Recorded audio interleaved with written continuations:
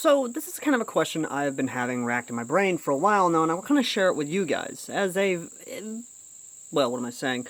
Not just as a avid reader of regular books, but also online books, fan fictions, comics, what have you, manga included, including online comics or online manga or, Chinese, Maui, I think is how it's pronounced. Basically, Chinese online graphic novels, things like that. The question kind of is raised of, you know, can these be legitimately good, if not better, stories, if adapted right?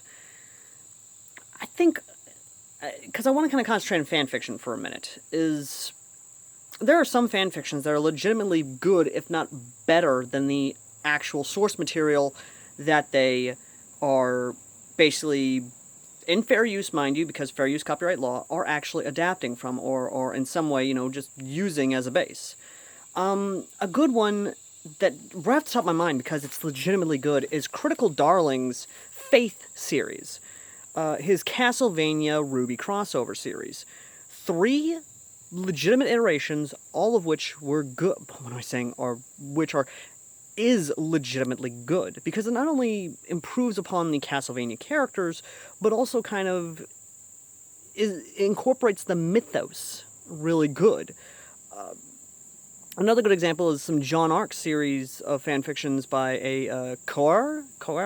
Basically, one where Jean Arc is the son of Salem, another one where Jean Arc is the Salem's knight, where he accidentally turns her human, one where he's a self-made man, another one where he's the head of the White Fang, or at least the Velsec of the White Fang, and actually is on a PR campaign instead of a terror campaign. Those will be covered in future reviews, I promise, but the question is, are they good, if not better, than the actual source material they're using? And in some cases, yes, there are legitimately good fanfictions as the ones I've named off. Because I keep coming back to Critical Darling's series, and Critical Darling actually is a legitimately good writer and makes a legitimately awesome, if not great, storytelling. I legitimately was invested after page 2, and that's very hard for me to do in a story. A lot of times when I'm reviewing something, I'll just trudge on, even if it's bad, I'll just trudge on and do the review. But this one, I'm definitely going to review in the future, but I'm going to review it in each iterations of the books. And even his continuation of the story, including creating a massive multiverse of sorts, thanks to the doors, the infinite corridor from Castlevania that can be possibly used.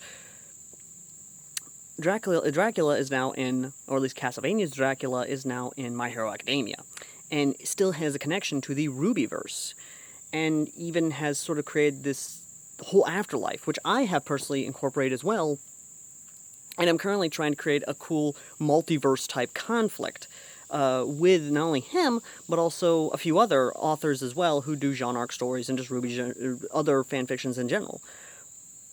But his stories are ones I wanted to highlight as the high note, because they legitimately are good, as well as the Jean Arc author, who legitimately did good on his stories and even improved the Ruby mythos. And Rooster Teeth, hire this motherfucker. Seriously, he legitimately fixed your problems. My god, did he fix your problems.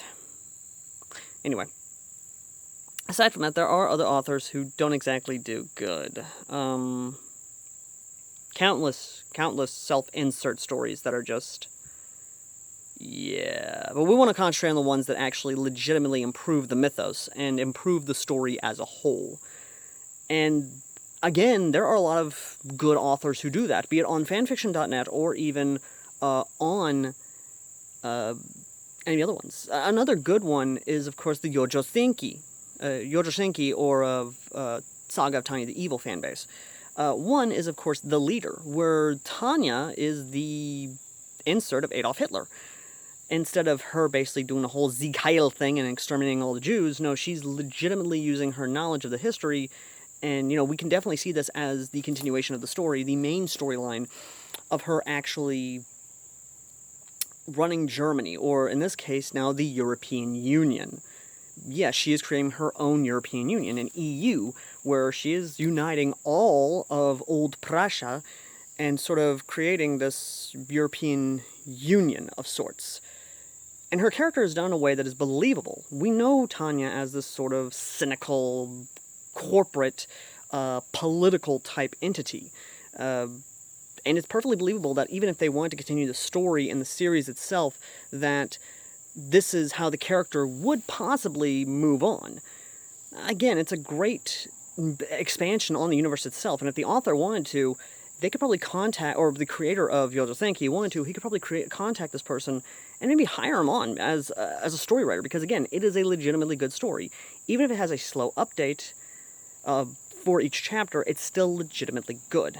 And by the way, if you do find the leader on fanfiction.net, do let him know Airsoft Alex sent you, because, again, it's a legitimately good story, and I want people to actually start reading it, because again, it could very well pass off as official material for Yojo Sanki. Again, there are tons of other fanfictions that are legitimately good.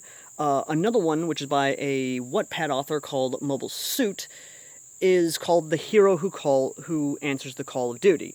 And it's literally Midoriya, or Deku, as we know him, our little broccoli boy, who is literally a soldier and a Ranger Corps, at a company called Ranger Corps. Once again, I will review that one, and legitimately we're going to have fun with that, including his multiverse reaction of it.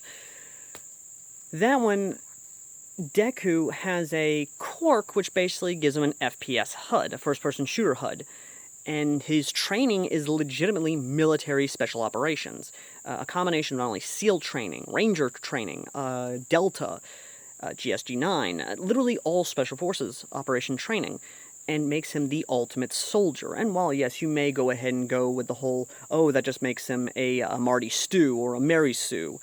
No, not really. He doesn't always come out on top in every fight. He always gets hurt. He always gets wounded, mortally wounded even, but still perseveres because of his training, because of his dedication, his devotion as a soldier. And he has set it up for a continuation, which I hope the author does, to legitimately continue on the story, because now we see Inri and the other kid who he saved at the camp wanting to be soldiers also. Again, fucking continue it. I don't care if you gotta do Black Ops 2. Just fucking do it. You've set this up. Fucking give us a payoff. And again, it's legitimately a good story, and I recommend anyone go read it. But either way, though, I guess after naming off all those, you could say that yes, fanfictions do legitimately do good and actually do improve on where the original source material kind of leaves off. Even some other stories do legitimately improve the stories and do make it better where they continue off. But then again, I want to hear your thoughts on it. Let me know in the comments section down below what fanfictions or even stories that actually do use materials or any sort of anything from the original source that makes it better or even improves on the mythos. Again, I want to hear from you guys. And if you've seen any bad ones or know any good bad examples of a bad fanfiction or a bad story, let me know in the comments section down below as well. And I may read it and do another angry review in the future. Anyway, thank you all for watching. As always, I've been Airsoft Al, and I will see all you lovely, lovely people in the next video. Till next time, later.